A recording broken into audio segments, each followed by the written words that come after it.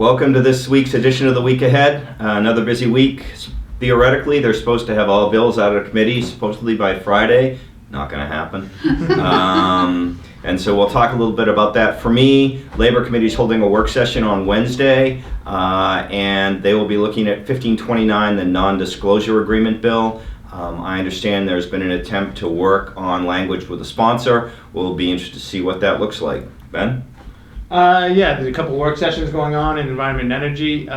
In the Energy Committee, they'll be continuing to work on LD 1646. That's the public power piece of legislation sponsored by Representative Seth Berry. In the Environment and Natural Resources Committee this week, they'll be holding a work session, pretty comprehensive work session on LD 2104, which is the Extended Producer Responsibility Bill. There was a big public hearing last week. We have a lot of concerns with that piece of legislation. They'll also be holding a public hearing on LD 2112, which has to do with the phasing out of hydrofluorocarbons in refrigeration equipment as you buy new stuff. So, busy week over the legislature. Will not be done by the Friday deadline, I'm sure, but maybe tax will. How about you, Linda? I don't think so.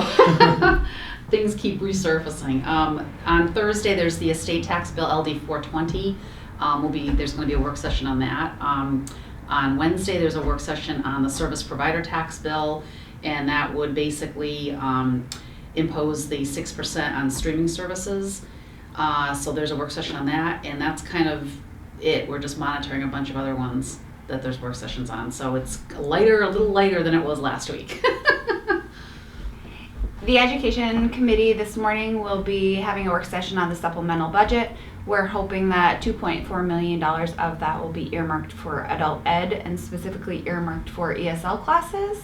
Later on in the week, the Education Committee has a public hearing on a charter school bill, as well as Ryan Fecto's CTE funding bill. And then in the Idea Committee, they'll have a work session on the Maine Education Research Development Institute.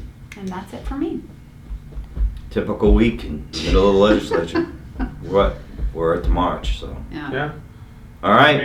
Maine in March is beautiful. The longest month. The cruelest month at times. Hey, thanks for joining us. We look forward to talking with you next week. And remember, stay classy, Maine.